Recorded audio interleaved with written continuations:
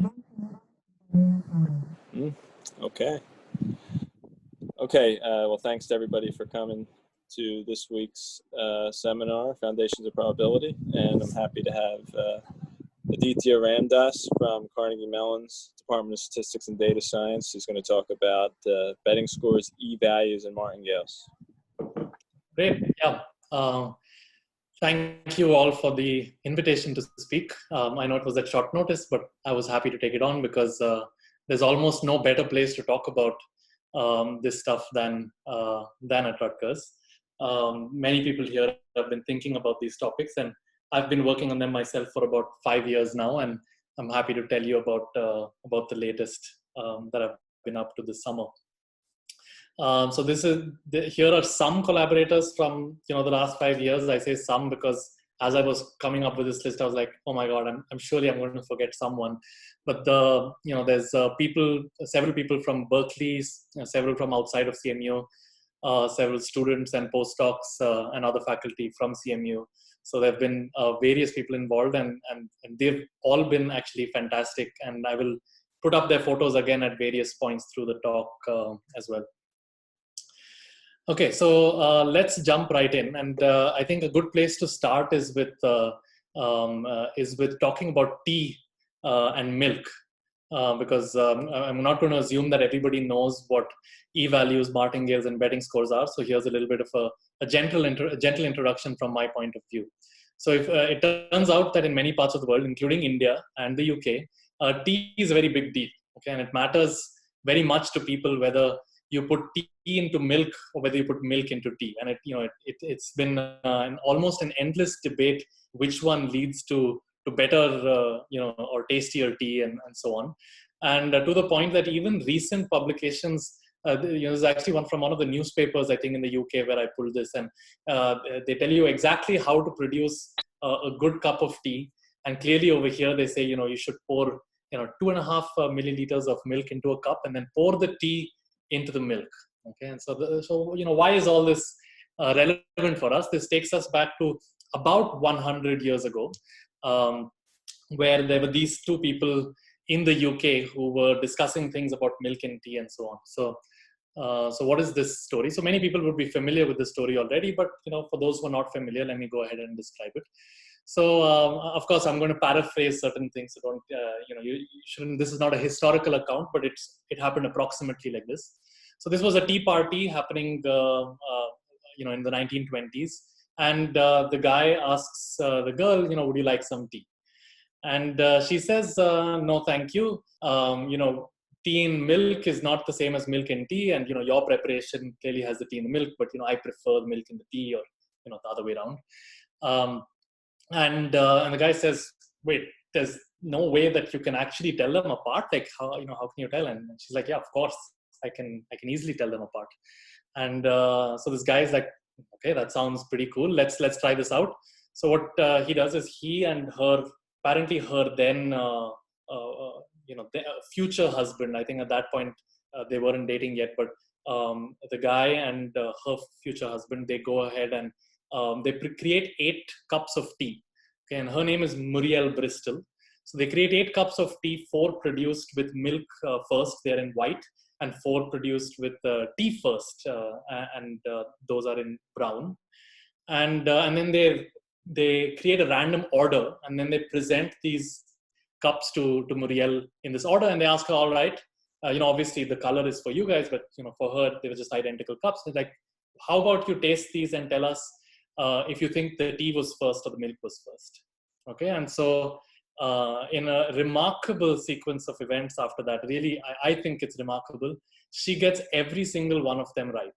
Okay, so she gets a perfect score, and this guy is amazed. He's like, holy cow! Like I totally was not expecting that. His name is Ronald Fisher, and so he wrote about this in his book called The Design of Experiments in the 1920s, and the story goes down as what's called the lady tasting tea, and he calculates. He said, wow, like what's the chance that this would happen? What's the chance that actually she can't tell them apart, but she got everything perfectly? And so he calculates that, and he says, well, that's about 1 in 70. It turns out that if you look at all the permutations and combinations, you can get 4 right, you can get 3 right, 1 wrong, 2 right, 2 wrong, and there's multiple ways of getting those and so on. So it turns out that there are 70 possible combinations of random guessing, and only one of them is a perfect guess.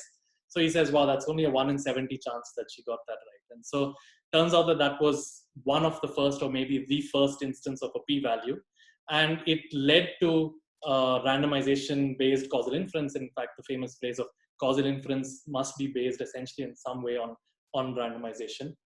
And it led to, it was an important part of his book on the design of experiments and so on. Okay, so this is a pretty famous story. Hopefully many of you have heard of it. If not, I recommend reading about it.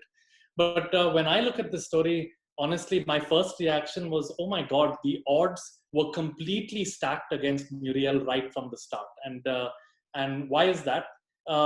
It's because the probability that a chance guess would yield at most one error is now 17 out of 70.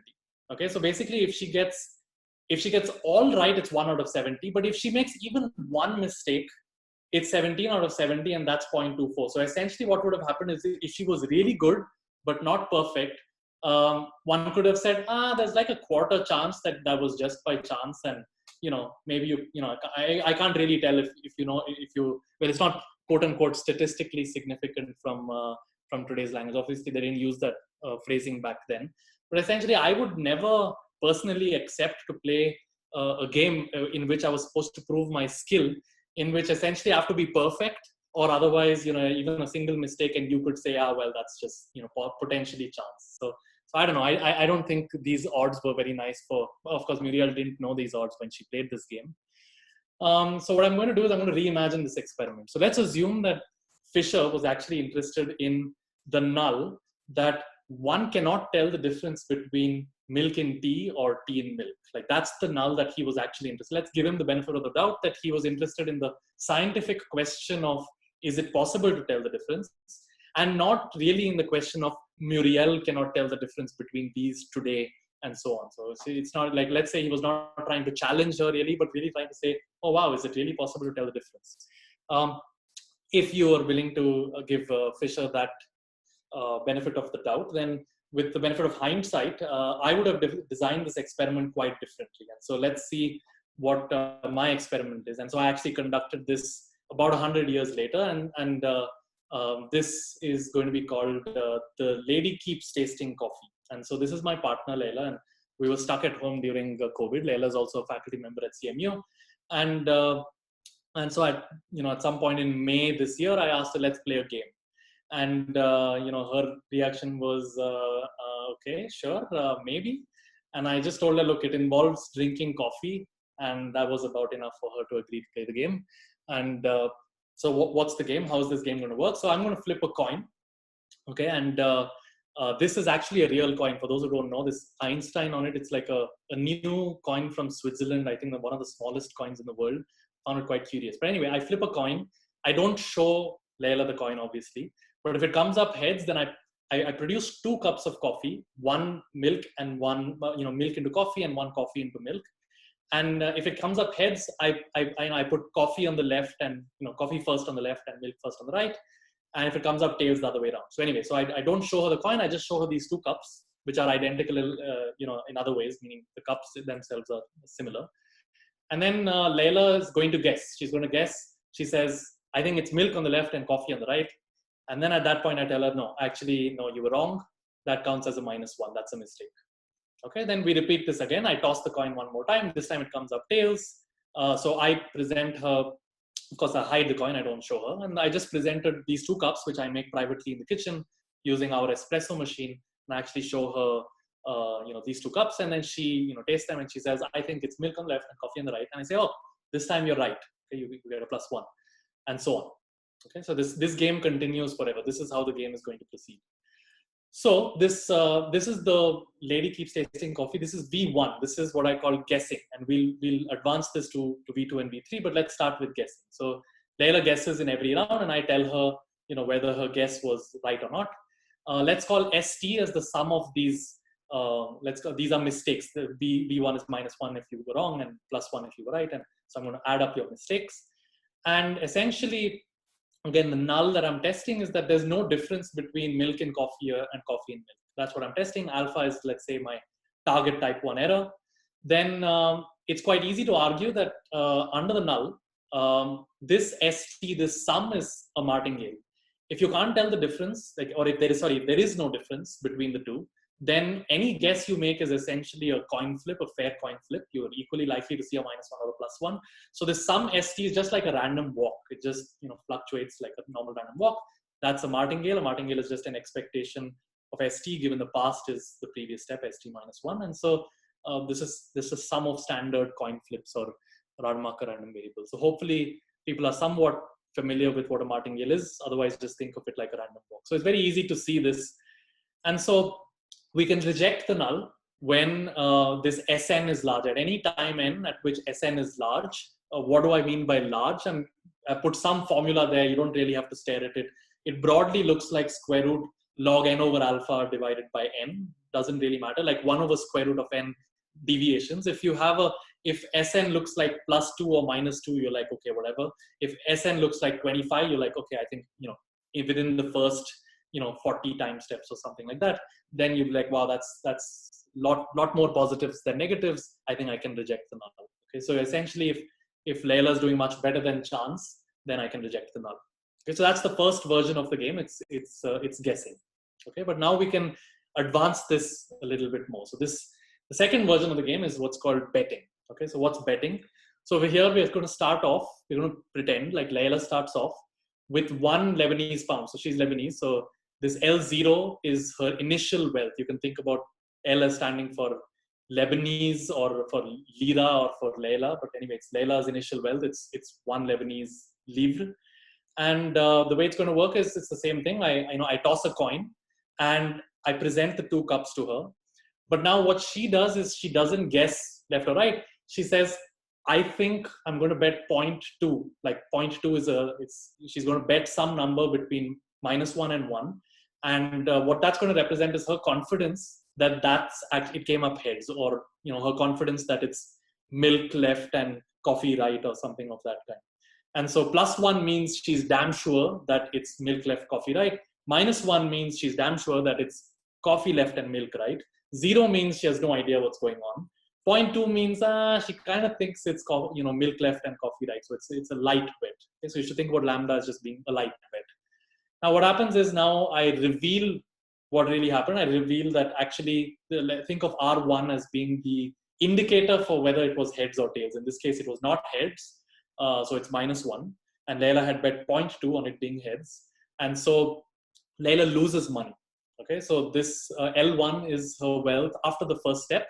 It's L0 times this amount. In this case, it's L0 times 0.8, which is just 0.8, which means she bet 20% of her wealth on heads and she got it wrong. So she lost something. She's now at 0.8.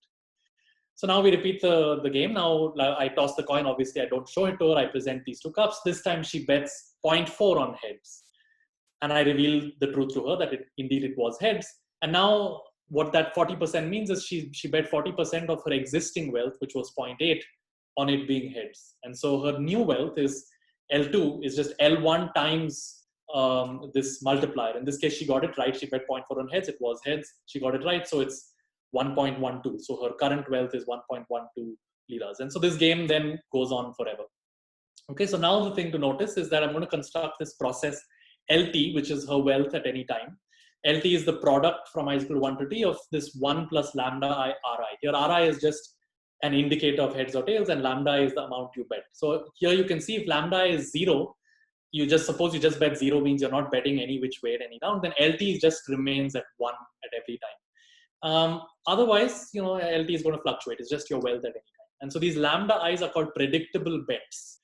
And they're in the range of -1 to 1. It kind of tells you which direction you want to bet and how much of your wealth you want to bet. That's what lambda I is. And Ri is the outcome. And what predictable means is you have to specify lambda I before you see Ri. So it must depend on the data from the first I-1 steps, but cannot obviously depend on Ri itself. So you have to pre-specify it has to be predictable. And again, one thing you can, easy calculation shows that if the null is true, that is, there's really no difference. There's nothing that you can't tell whether it's milk first or coffee first. Then under the null, Layla's wealth is a non-negative martingale. And this is a notion of a fair game, means you can't gain, in expectation, you'll neither gain wealth nor lose wealth. In expectation, your wealth remains the same. And it's kind of easy to see that. To see it's a non-negative martingale, you peel off the first t-1 terms of the product, and you just have to take the expected value of the last term only, conditioned on the past. And now the expected value of 1 plus lambda I Ri is just 1, because the expected value of Ri is just 50-50. So expected value of Ri is 0.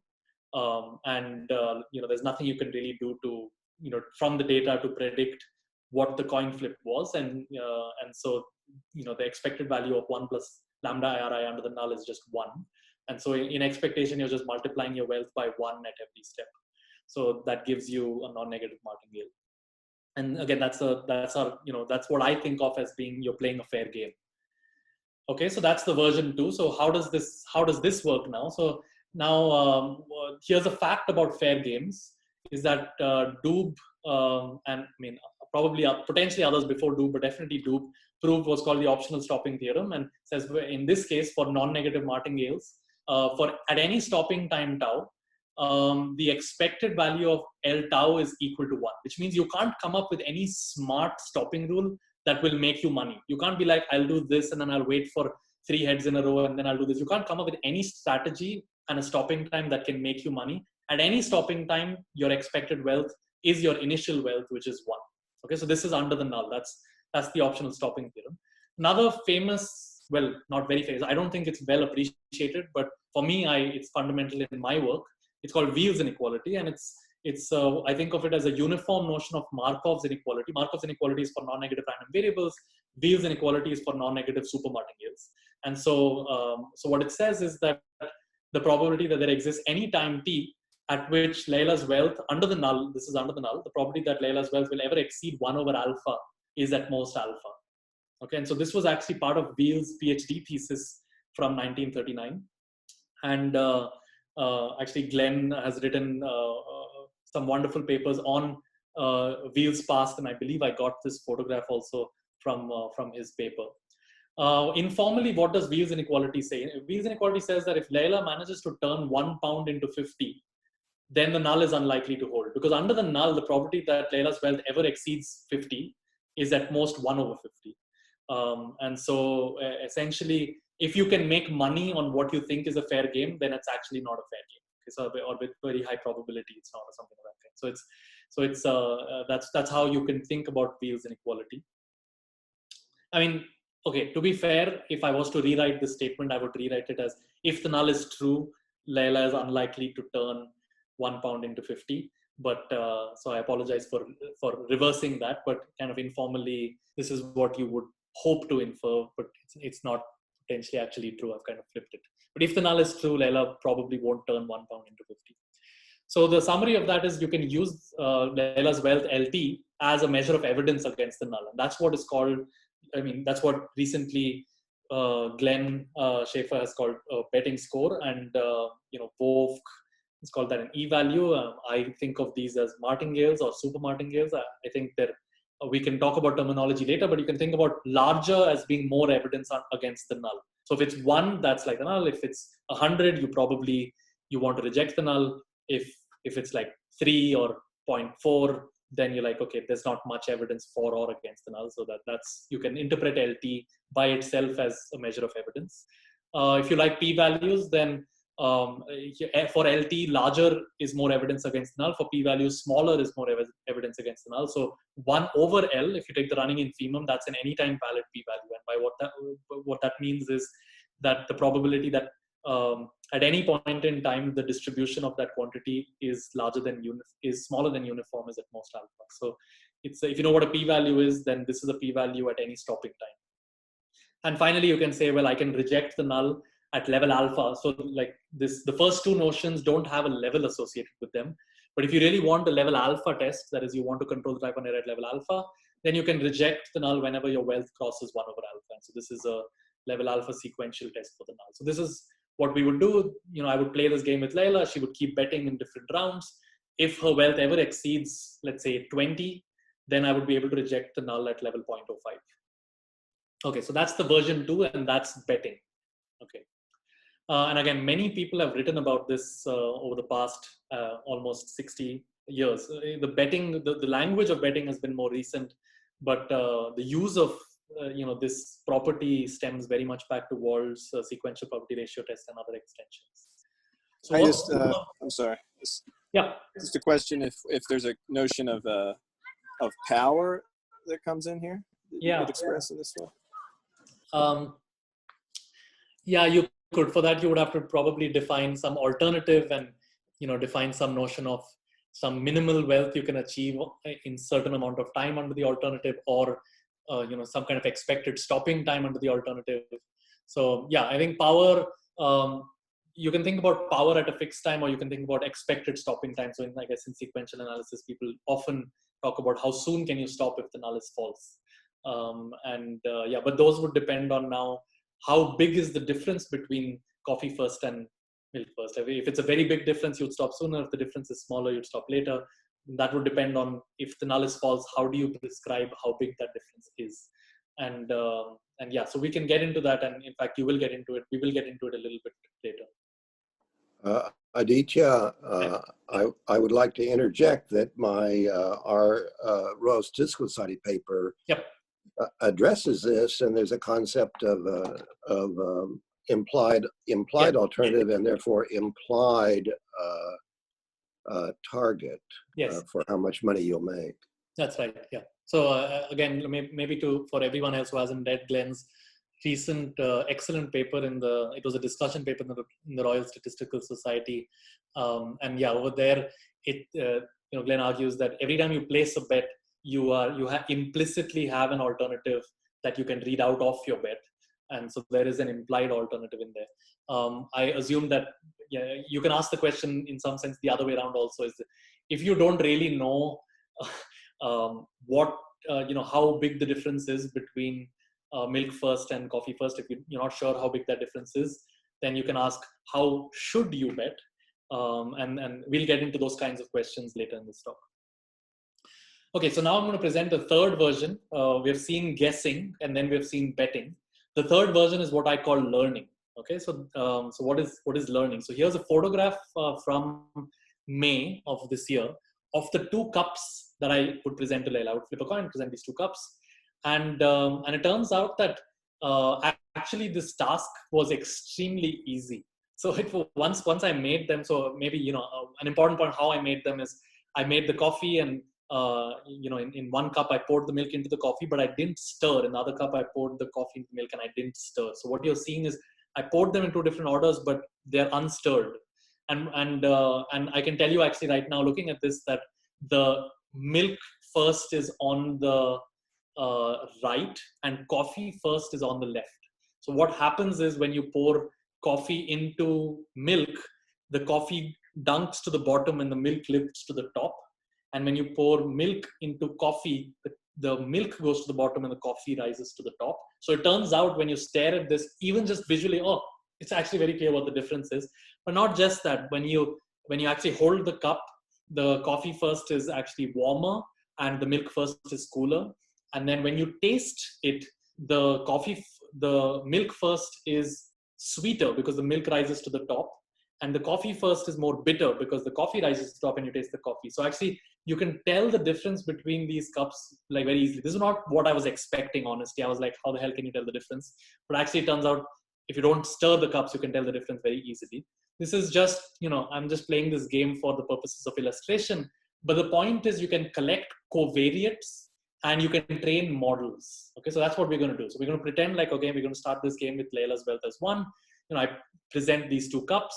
Now what Leila's going to do is she's going to measure some covariates. Let's say, temperature, sweetness, color, things of that. She's going to take a photograph. And her bet, lambda 1, is going to be a function of these covariates. Let's call that function f1, and that's going to be her bet. And then I tell her, okay, you were right or wrong and things of that kind. She changes her wealth. But now what she can do, or what we can do together, is we can update this kind of a regression function f. We can say, based on the data x1 and based on the truth, this is what's really happening. We can use that to bet differently on the next set. So now the next pair of cups come in. I collect covariates again.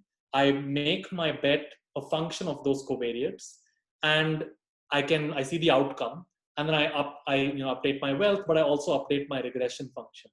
Now, why is that interesting? It's interesting because, again, you can do this, and under the null, even if this learning happens in the process, after, let's say you've collected 23 data points so far, you run a classification algorithm for, if these are the covariates, it's more likely -1, and if these are the covariates, more likely +1. You train a logistic regression classifier, and you use the odds of that logistic regression classifier to make your bet. You do all of these things, you come up with something fancy, it's fine. Under the null, your wealth process is still a non-negative martingale.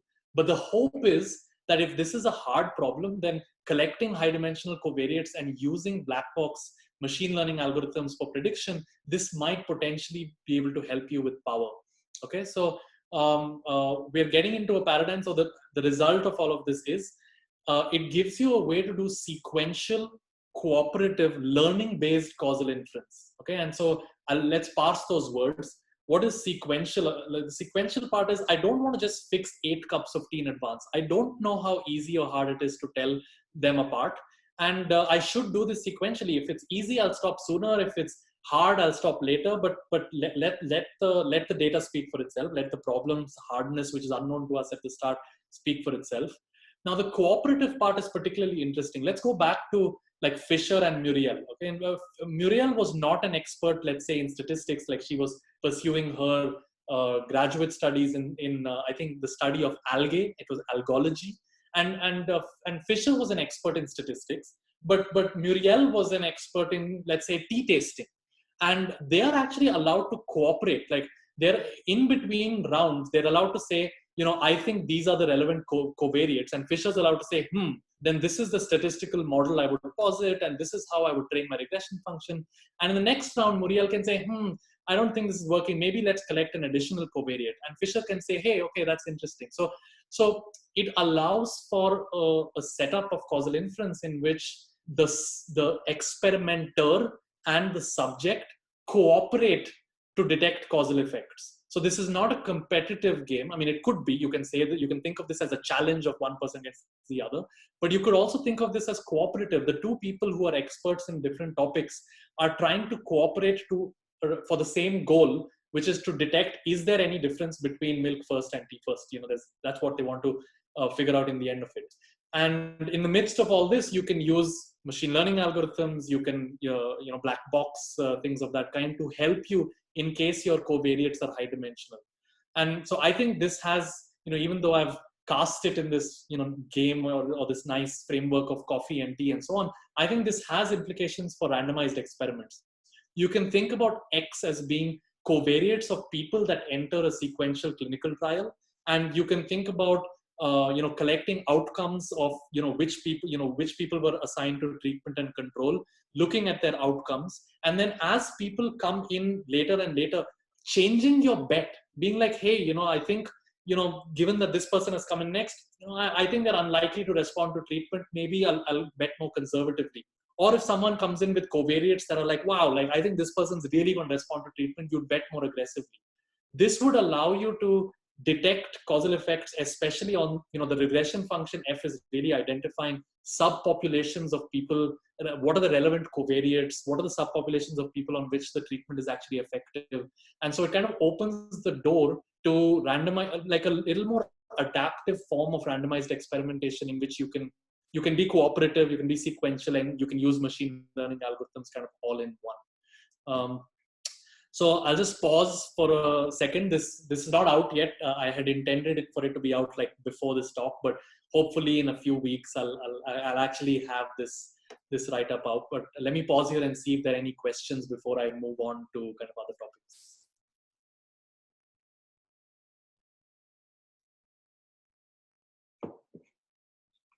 So you're allowing the function can change at each step. Yes, it has to be just predictable. But it has to be predictable. Okay. You can retrain your function. So after, like, imagine long trials, like, the things like A/B tests in the tech industry, they're running thousands of these large-scale randomized experiments. Hundreds of thousands of people are entering, let's say tens of thousands of subjects are entering Amazon's or Microsoft's A/B tests that they're conducting, and they could easily, after a few thousand people, look at who's responding, who isn't, things like that, bet on future ones to be able to really tell are these null effects or are they significant. And I think this would improve power a lot if you incorporated learning and betting into this process. Let me see. So when you say predictable, I guess, does that just mean you just have to use the past information, but do you have to use it in a formal way, in any formal way, or it's absolutely not? Lambda 2 just has to be a number between -1 and 1, and so f2 just has to be any arbitrary function that takes in covariates x2 and outputs a number between -1 and 1, which you count as your bet. If this is a sensible function, meaning let's say it's a logistic regression, a kernelized logistic regression classifier, or a deep kernel logistic regression classifier, something of that kind. And the classifier was reasonable. That is, it could actually tell from the covariates which one was coffee left and milk right, and which one was milk left and coffee right. Just from the covariates. Like you take a photograph, and whenever the browner one is on the right, you guess this way. Whenever the browner one is on the left, you guess this way. If you can just tell from the covariates, and you have a classifier that can eke out what are the relevant covariates from the that's what this function is. The usefulness of the function is only in power. It does not affect type 1 error control. If the function is ridiculous, you learned a nonsensical function, you cannot violate type 1 error control. LT is still a non-negative martingale. But if you actually learned a sensible function, which hopefully you would use your knowledge, you can actually stare at all of the data. You can peek how much ever you want at the past data, and you can be like, for this problem, random forest would be a good fit. Or like, I think after collecting all of this data that I should take a quadratic kernel and train a logistic regression classifier. That you can look at all of the data, pick a good classifier, train it, use that to make your next bet. And if you were right, you'll make money, and that'll go towards rejecting the null. If you were wrong, you can update your regression function. Like, I thought I was right, but maybe I mistook something. You can reflect on your mistaken bets in the past, and you can improve your regression function over time. So there's a pretty flexible framework for this problem.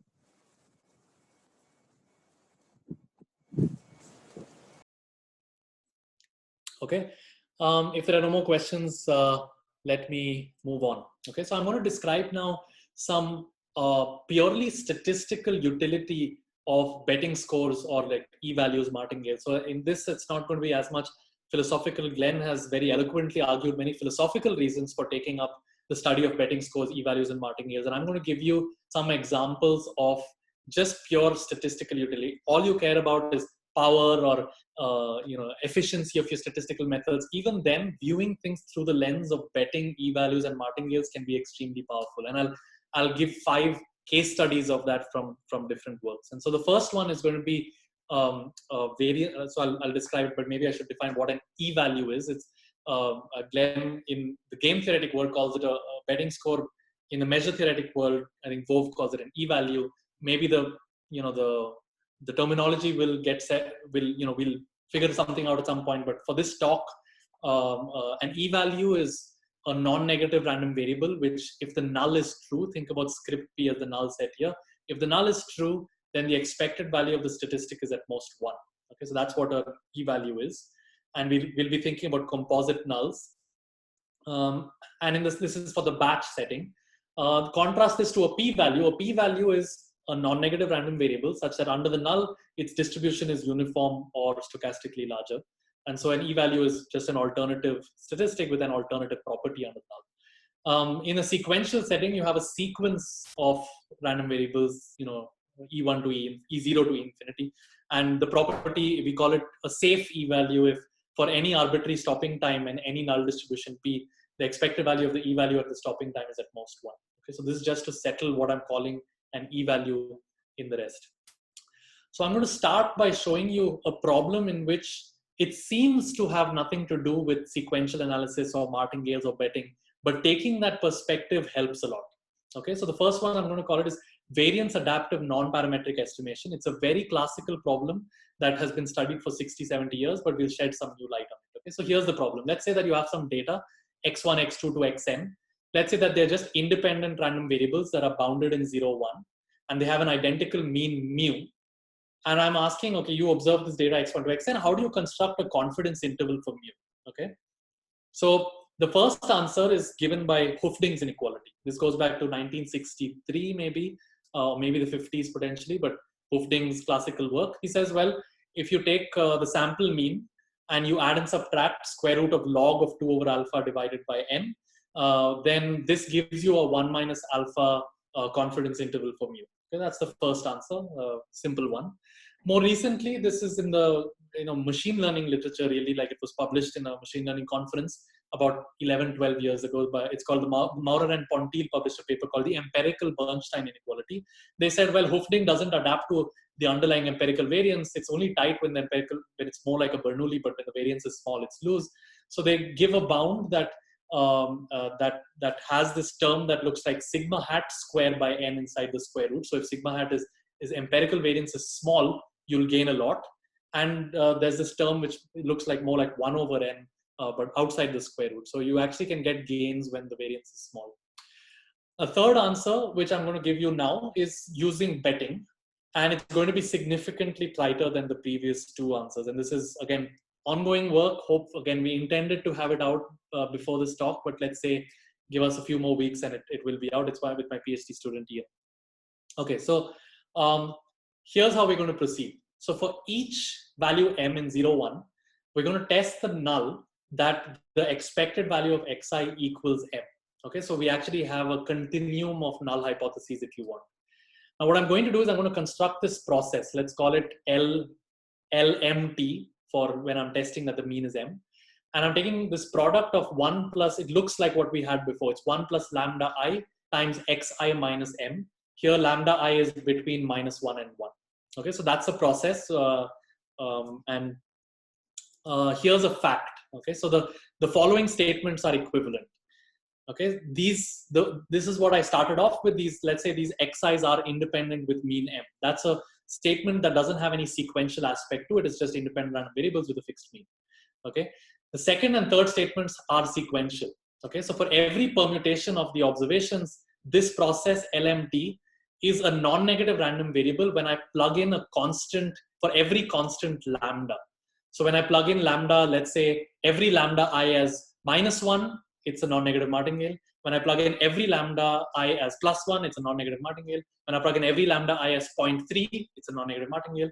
So that's the second statement, is no matter how I permute the observations, this process for every lambda is a non-negative martingale. That is actually equivalent to the first. That holds if and only if the first holds true.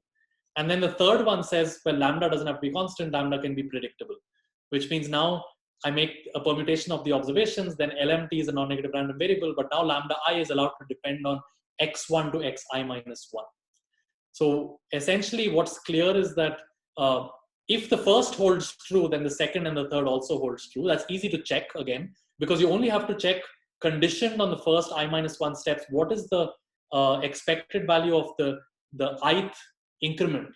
And it's just 1 plus lambda I times xi minus m. Obviously, if the mean is m, then that has expectation 1. So it's like I'm multiplying things which have a product of ones. And so that's a martingale. It's very easy to verify that 1 implies 2 and 1 implies 3 and so on. But the interesting thing is that the backwards implication also holds true. So now you've converted something that seems to be a batch problem into a sequential problem. So what are we going to do? We are going to construct a confidence sequence for mu. This is a sequence of confidence intervals that's valid at every time step. And the way I'm going to do this is I'm going to keep only those values of m for which the wealth process, that's what LMT is, it's Layla's wealth, remember? So it's those values of m for which the wealth is still small. If the wealth is larger than 1 over alpha, I'll say, hey, it's very unlikely that m is really the mean. If the wealth is small enough, I'll say, hey, it's still plausible that m is the mean. Okay, and I'll form that set of m's, and the guarantee you get immediately, the last line is actually a theorem, the probability that there exists any time from 1 to infinity at which the mean is not contained in my confidence interval is at most alpha. So the probability of error at any time is at most alpha. Okay, so now it all boils down to how do I choose a smart sequence of bets? How do I set these lambda values? And I'm not going to go into detail about this, but here's a choice of lambda values. This is a predictable choice. Mu hat t is the sample mean based on the previous t minus 1 observations. And sigma hat square t is the sample standard deviation based on the first t minus 1 observations. And I set lambda t as a predictable function of the past. Okay, so why am I setting it this particular way? Well, there's some reasoning behind it. I won't go into it over here, but you can say, well, what if the null is not true? I would like my wealth to grow as quickly as possible. This is a non-parametric problem, so you can't actually solve for this lambda in closed form, but you can come up with a heuristic to end up with this lambda t. Doesn't matter.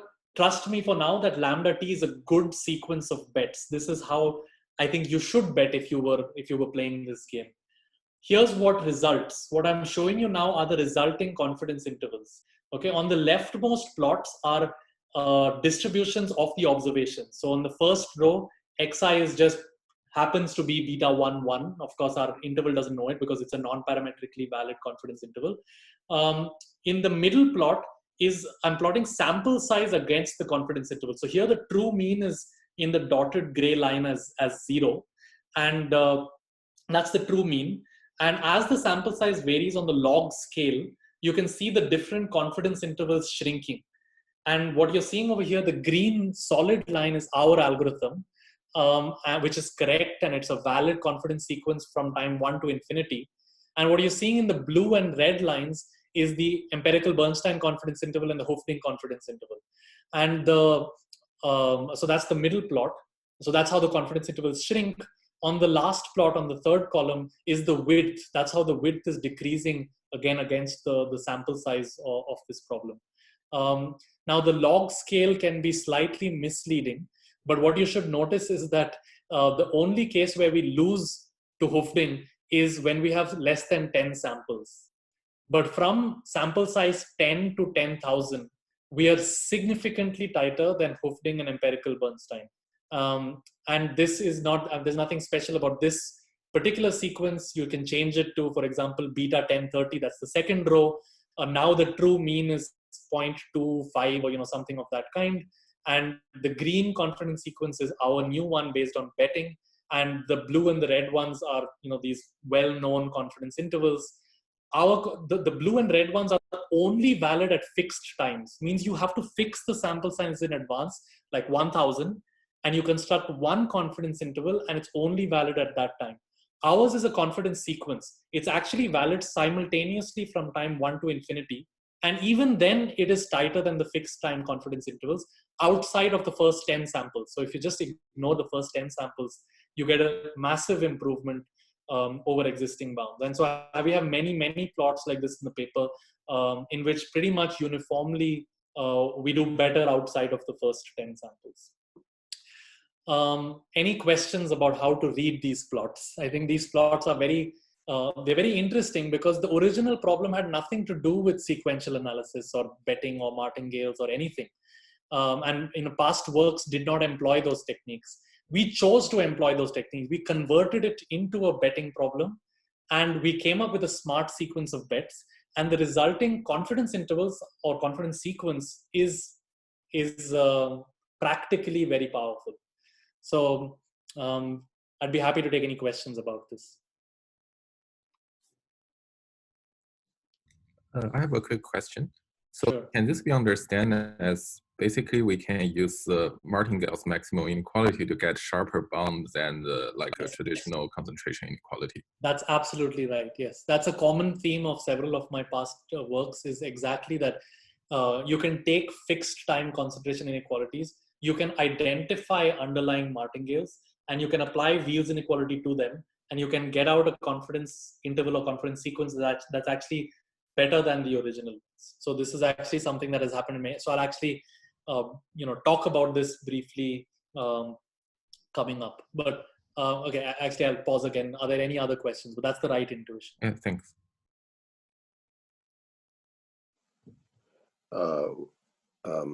Aditya, Yeah.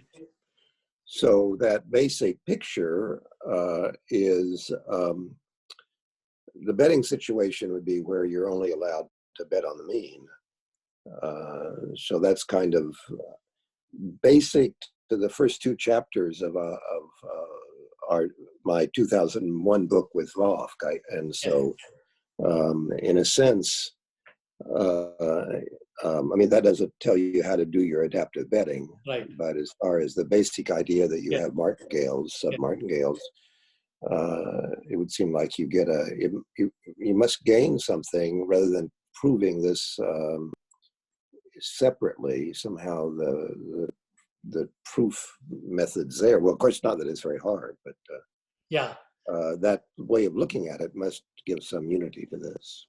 Absolutely, I fully agree. Yes, and I should say, like, the novelty of using martingales for confidence intervals and confidence sequences is not mine. This goes back to Robbins. Robbins in 1967 onwards to the 60s and 70s wrote multiple papers called defined the term confidence sequence and derived many fascinating parametric and non-parametric confidence sequences that using martingale techniques. He said, yes, let's try to construct non-negative supermartingales. Let's apply Wheels inequality and show. So this and as Glenn just said in his work with Wolf, they've also pointed out you can do this. This actually goes back again to Wald's work as well. But I agree that broadly speaking, this is a common theme that you can use martingale inequalities to construct confidence sequences. And maybe if I would say the only new thing here is the sequence, this particular sequence of bets. It's like this particular simple betting rule is really, if you want to think about it in terms of the light of past work, that's what's new. And the fact that so we in our work we expanded it even in the sampling without replacement setting. So if you're sampling from an urn without replacement and so on, you can adapt these ideas to that setting as well. So yeah, really it's building on a long history of works that use martingales to derive confidence sequences.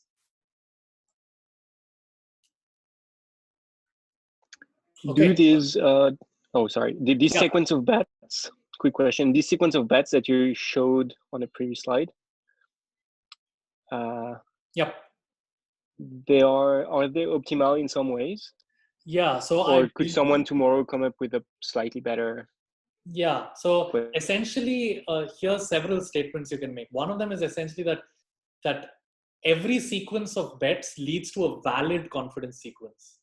And in fact, we come up in the paper with 3 different betting schemes. One I call a Hoofding style betting scheme, an empirical Bernstein style betting scheme, and this is what I call a Groh style betting scheme. They actually perform very similarly in practice.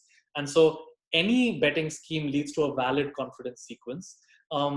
My understanding again of this stuff is that different betting schemes will be tight in different regimes. Some betting schemes will be tight earlier and looser later. Some will be tight later and looser earlier. Some will be very aggressive when, in some situations, but very conservative in others. So I do not think that you can come up with a betting scheme that is uniformly optimal in non-parametric situations. So essentially the thing to notice that this class of distributions here, P mu that we're dealing with, I've not described it, but P mu it includes bounded distributions in 0, 1 with mean mu. That includes discrete distributions, continuous distributions, things that don't have a density, supports are different. It's a very rich non-parametric class of distributions. I do not think that for such classes of distributions, there is a single optimal choice of lambda, but there will be several admissible schemes. Nevertheless, I still think that for something like this, you can prove more. You can prove more about the width and things of that kind. You can prove about how the width will decrease. We haven't done that yet, but I believe something like that should be possible. I have another question about the choice of bets. So basically here in the notation, I guess hat mu t corresponds to the empirical mean from time 1 to time t. T minus 1. Oh, t minus. Okay, cool. So basically this betting take use of the information of the first t minus 1 data points. Yep. So if that's the case, then is it possible to come up with some permutation? Because as you mentioned in the previous slide, you can permute the data. So is it possible that you permute the data, then you get a new sequence of lambda, basically based on the permuted one, lambda nu t tilde or something, and That's use great. it. Yeah, that's a great question. And again, I didn't go into this for time reasons, but yes, in the paper we talk about you can Rao-Blackwellize this. So Rao-Blackwellize meaning I've introduced algorithmic randomness by taking random permutation. You can actually average over random permutations and remove the algorithmic variance and apply this. And the reason is that if you have an e-value, then an average of e-values is also an e-value. And so you can average the wealth over many different random permutations, and you can do that, and it gains you a little bit, but it's, in my opinion, it's a statistical computational trade-off. And in our experiments, the statistical gain was minor for the computational cost of doing this many times over. Even what I'm showing you on this slide is actually just one single random permutation is leading to better performance, but you can definitely average out some of that. That's the right intuition.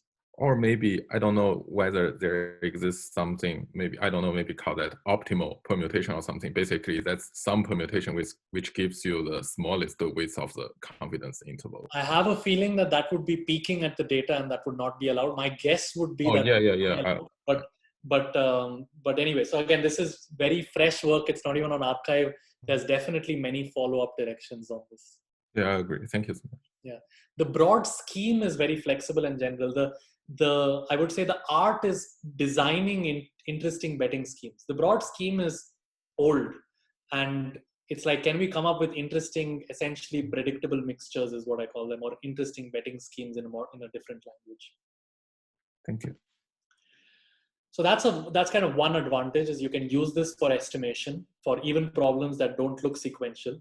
A different advantage is that this is what I call dimension agnostic inference. So what does dimension agnostic mean? So classical inference is based on what's called, the likelihood ratio test and things like that is based on what's called Wilks' theorem, which says that the log likelihood ratio is asymptotically chi-squared distributed. That only holds in some regimes of dimensionality and sample size. Usually the classical setting is you think of the dimension as being fixed and the sample size as going to infinity. Then you have this asymptotic distribution. But it turns out that the mixture likelihood ratio, so if you take the likelihood ratio and you take a mixture, this was pointed out again by Wald and many people since then. This is a martingale, and that's true for any any dimension and any sample size. In fact, like in equation 1010 in Wald's 1940s book, he comes up in what I call the first betting likelihood ratio martingale, in which he says, estimate a good, if you're testing a null P0 against an alternative P theta, use the first I-1 samples to come up with a good estimate of theta. Use theta hat I-1 to bet on the next step. He doesn't use the word bet, of course. He says calculate the likelihood ratio on the next step of P theta hat I-1 of xi. And then he argues that this is a martingale under the null. It's very clear that it is. And he says, you can study this. And then in the 70s, Robbins and Siegmund wrote a paper describing how this, predictable, or running maximum likelihood estimator or something like that. This martingale actually is very closely related to the mixture martingales and so on.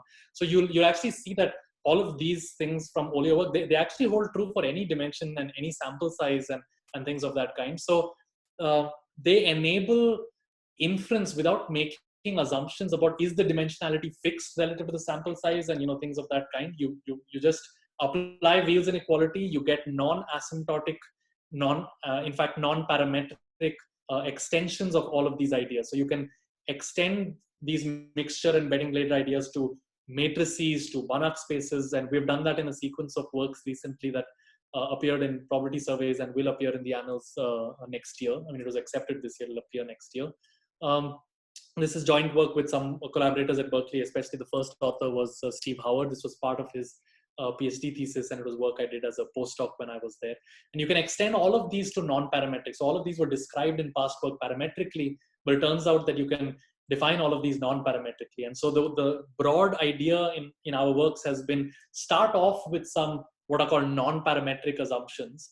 Maybe it's sub-Gaussian, maybe there are moment conditions or bounded symmetric, things like that. Some conditions which include a very vast class of distributions, construct a super martingale, derive a theorem from it, usually using Wheel's inequality. And what that gives you is a vast swath of past work, Hoeffding's inequality, Bernstein, Bennett, Friedman's, De La Peña's, matrix versions of these. So if you look at the concentration inequality literature, you can derive stronger versions. Like you can write down a single theorem, one theorem statement that simultaneously improves and strengthens, in special cases, all of these other inequalities that are known under non-parametric conditions. And what do I mean by stronger? In the paper we describe, I have a mnemonic of A, B, C, D, E. We can derive the same theorem under weaker assumptions, or we can lower a boundary, we can extend it to continuous time, we can extend it to higher dimensions, we can improve the exponent. But essentially, we just write down one theorem, write down a supermartingale, apply wheels, write down a theorem. It turns out that the supermartingale condition is weaker than the earlier conditions and the theorem is stronger than the earlier conditions. And so this gives like a unified perspective of deriving non-parametric concentration inequalities. And a lot of my work has been on moving from the parametric work that a lot of the past work did to identifying non-parametric supermartingales. And I think that area is still wide open. I think there's plenty more to do to identify interesting supermartingales that hold under non-parametric conditions. So let me just briefly tell you about another advantage, which is apart from dimension agnostic inference, is that usual inference, classical inference, only holds for regular models.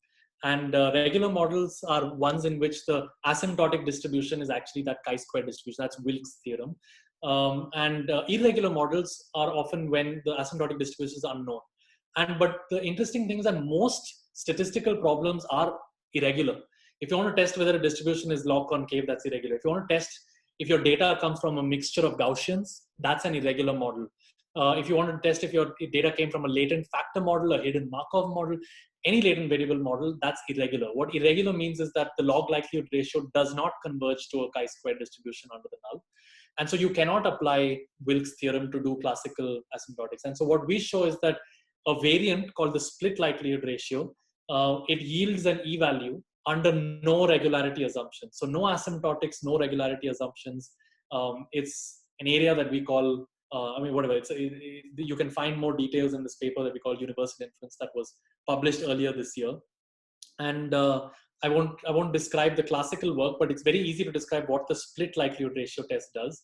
You just split your data into two parts, and you calculate theta 1 hat on one half of the data. Let's say you calculate theta 1 half on D1, and you take the likelihood ratio on D0. So that's what this L0 is the likelihood on D0.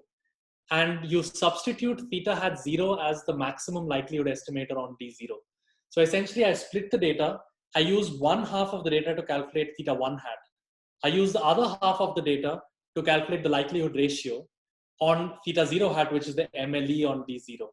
And the test is take the log likelihood ratio and reject if it's larger than log 1 over alpha. And what you can show is that under no regularity assumptions, no asymptotics or anything, the probability of rejection is at most alpha. And so, this provides an alternative to classical testing which you need regularity assumptions and asymptotics and things of that kind, but over here you don't. Again, I won't go into more details about this. You can read our paper to find more details.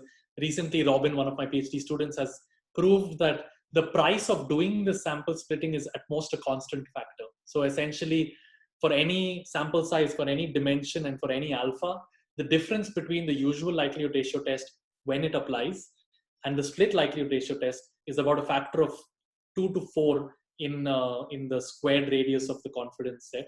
And so and of course, the interesting thing is you can apply it in situations where the classical likelihood ratio test doesn't apply. But the bottom line is it's based on an E-value. The way we did it was we constructed an E-value and we based inference on that.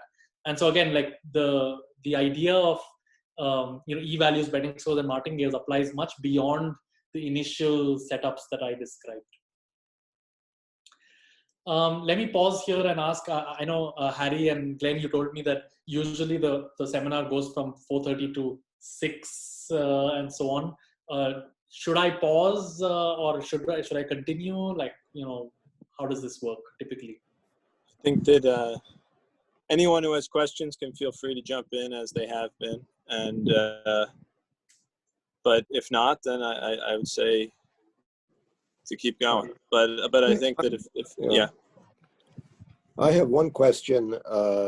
Yes, Claire. Not really a big discussion, but just if you would go back to your slide marked P0. This one? The one, P0, you've got up to P3, I think. You had P1. At the top of the slide, it was P0. Oh. It's where. This one? No, the first P0. This one? No, way back. The first P0. The first P0. This is the first P0. Well, yeah. Well, no, that's not the first place we saw P0. Back to where you this one? Didn't know. No, it was earlier. What was it about? Where you said that independence was equivalent to permuted, something being a martingale if she permuted. I think it was even before that. Yeah. This one? Yeah, maybe that was the one. That's been bothering me. Independence, is that right? Is it, do they, for every permutation, I mean, what if they had independent with mean n? I see. So they don't have to have the same distribution. Right. But why? Okay, a simpler version of the statement is, let's say there is already an ordering, x1, x2, x3 till xn, there's already an ordering. The simpler statement is xi are independent, are conditionally have conditional mean m. So xi given the first xi, x1 to I minus 1, they have conditional mean m. That's the first statement if there's already an ordering. Then the second statement is you don't have a permutation, you just say LMT is a non-negative martingale for every constant.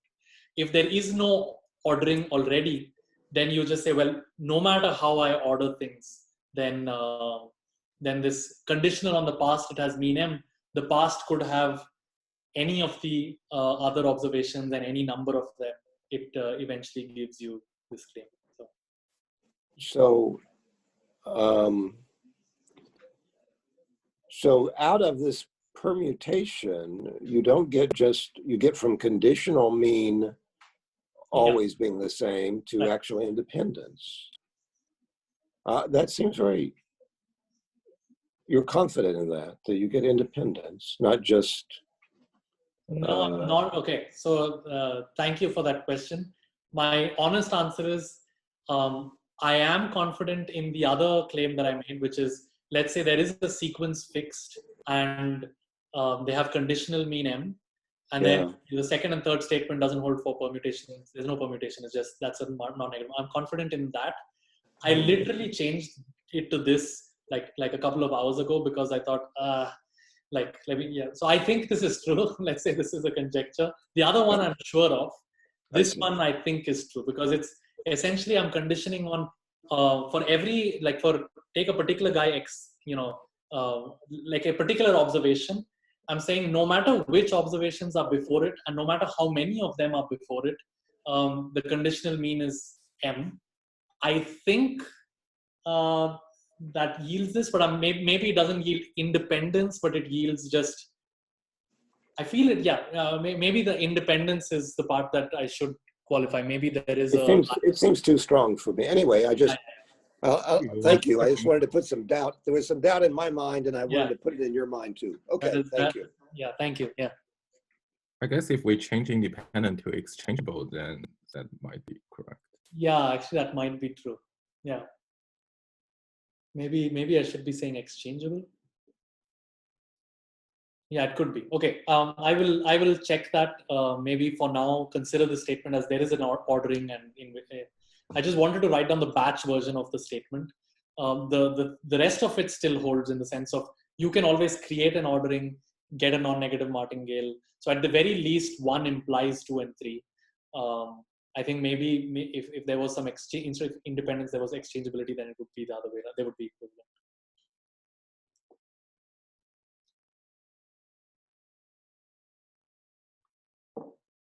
Thank you. Yeah. Any other questions?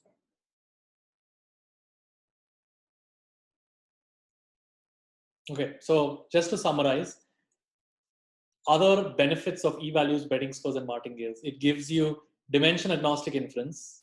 In fact, the claim here in the universal inference thing is also, this is also dimension-agnostic. This statement over here that the split likelihood ratio test controls the type 1 error does not depend on your assumptions of the dimensionality and sample size.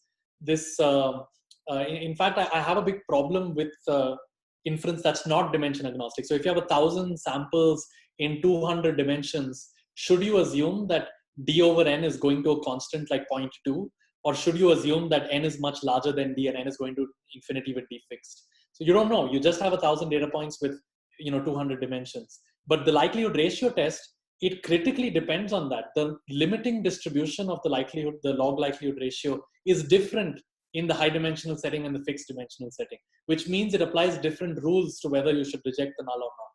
But the split likelihood ratio test does not have that difference. It's completely dimension agnostic. And of course, as Guanyang had raised this question before, you can swap the roles of D0 and D1 and average the statistics. You can take many, many splits and average those statistics. All of those lead to finite sample valid tests. I'm describing the simplest one here, which I call the split LRT. But there's a cross-fit LRT and there's a subsampling LRT and versions of this which can reduce the algorithmic variance and increase power. But that's kind of a second benefit, is that it holds in any dimension with weak assumptions, no regularity assumptions, no asymptotics, things of that kind. And the price to pay is minor. In fact, it gives you inference in settings where you did not have inference before. So the third point I'll raise is that e-values, martingales, and so on, they arise very naturally in sequential analysis. So for point nulls, all admissible e-values are martingales. And for composite nulls, composite martingales are admissible e-values, and all admissible e-values must somehow combine point null martingales. So somehow the idea of an e-value and the underlying property of a martingale, they're very closely related. They're not identical. For composite nulls, there's a difference, and this difference is kind of important. But we have in our paper a recent paper with Johannes Martin and Wouter, which is on arXiv. We kind of make this point constructively, is that if you start off with any composite e-value, you can construct what's called a Snell envelope to construct a non-negative supermartingale point-wise for each p in your composite class.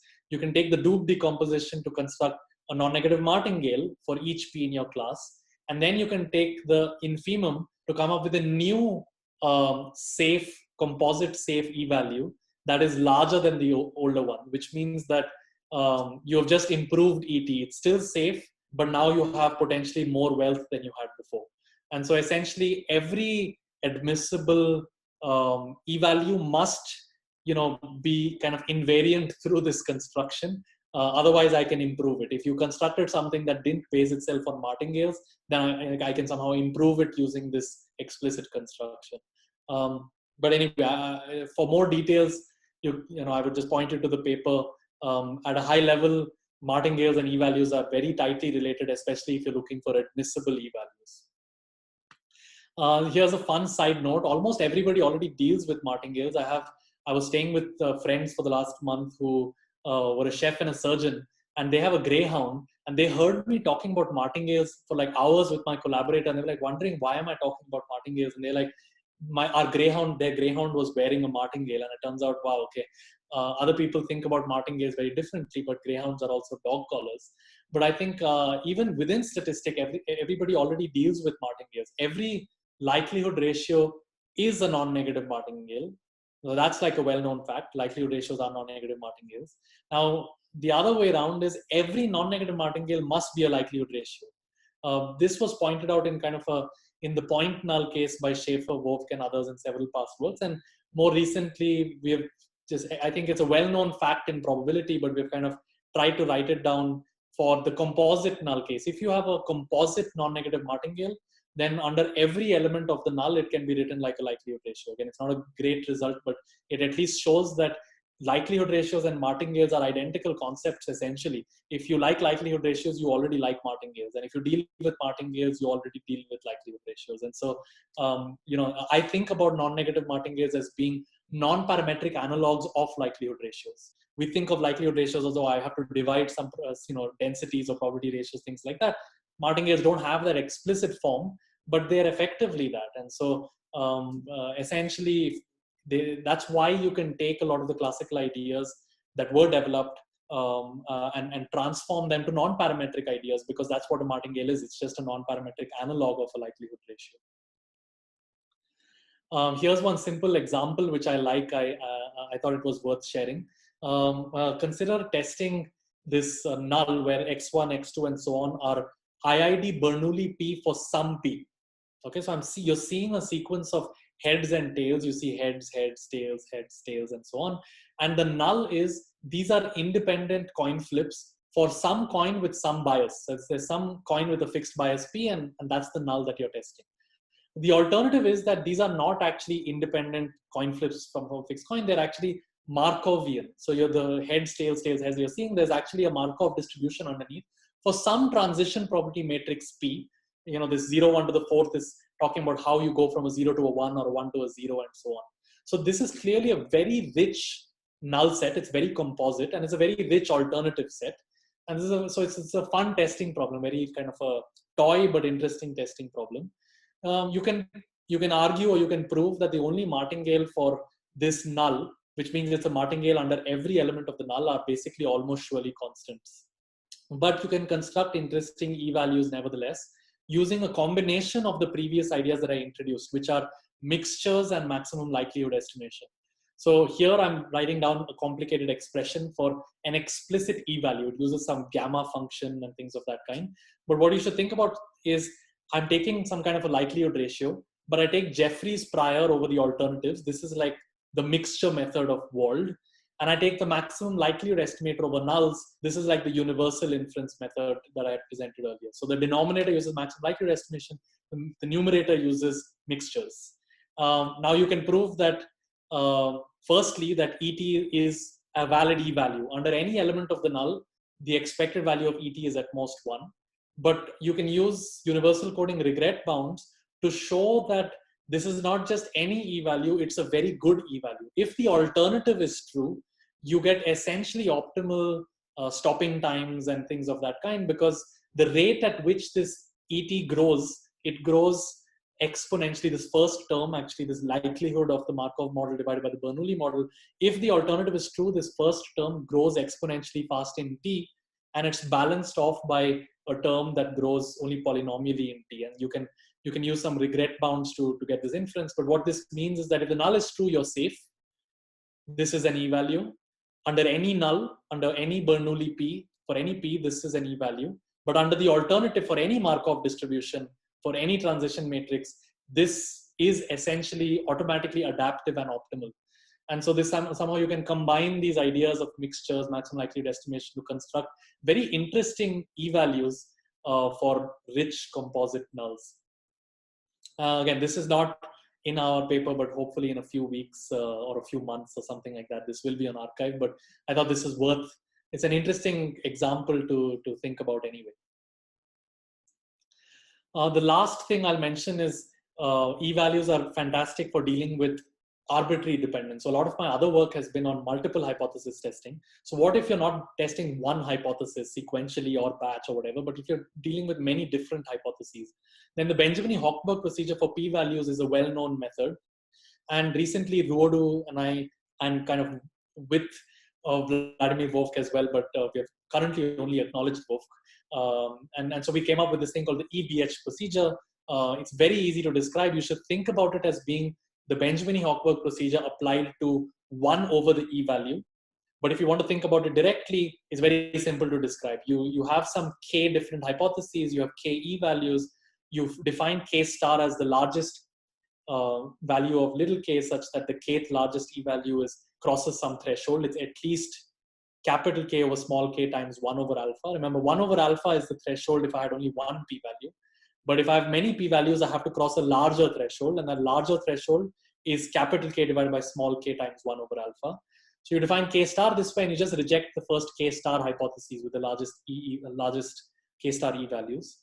And the theorem, which is very interesting to me, hopefully you find it interesting as well, is that under arbitrary dependence between these E values, the EBH procedure controls the false discovery rate at level alpha.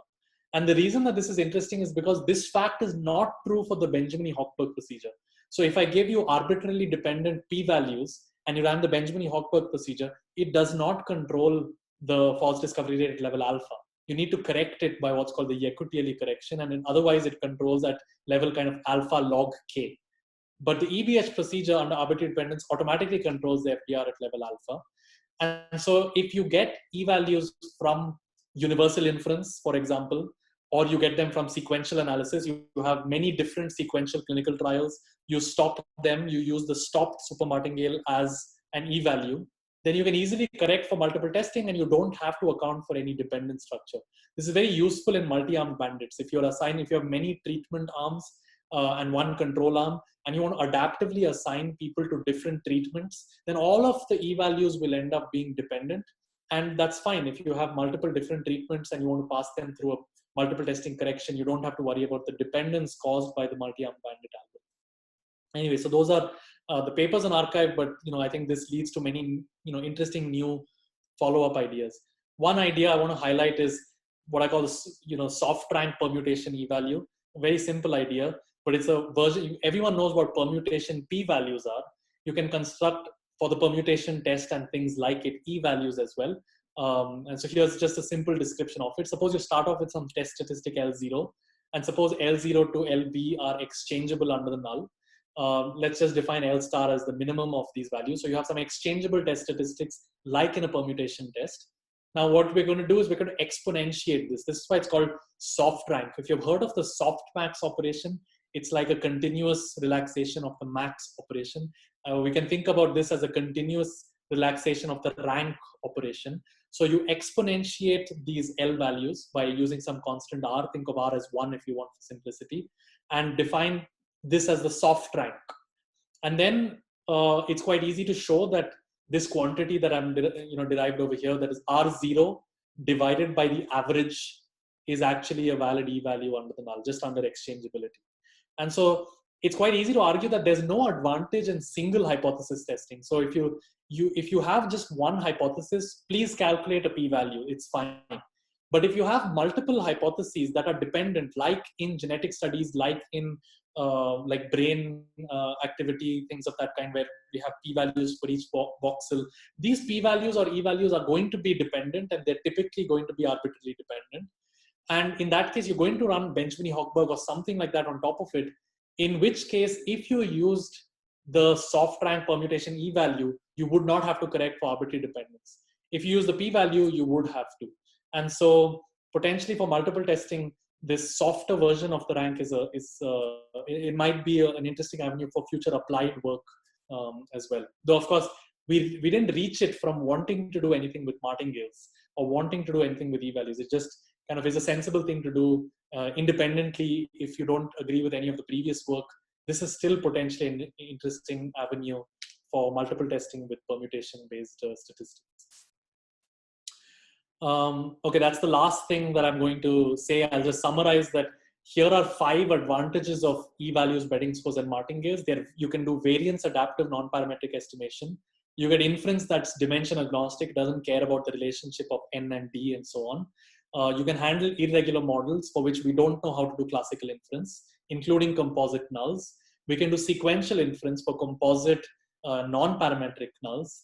And we can do multiple testing under arbitrary dependence. And so all of these are somehow recent advances that have been made, which are all very different from classical analysis. And so I would encourage people to think, even if you just care about statistics, optimality and efficiency and things of that nature, then E-values, betting scores, and martingales are like central concepts. And I feel like they're here to stay. And they're going to seep their way into, I think, seep their way into mainstream statistics as well. I'd like to quickly point out that if you're interested in these topics, Peter Grunwald and I were supposed to organize a workshop on all of these ideas in May 2020. in the Netherlands. It got cancelled because of COVID. The hope is that it gets postponed to May 2021. Glenn and Vladimir and many others were supposed to come this summer. We hope it happens next summer. We hope many of you who are interested in these topics can make it. Keep your eye out for dates. It might be around then, but not exactly those dates.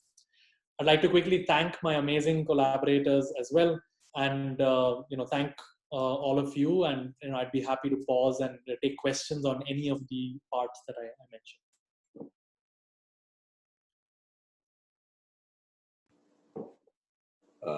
I don't think I have any question right now, but I want to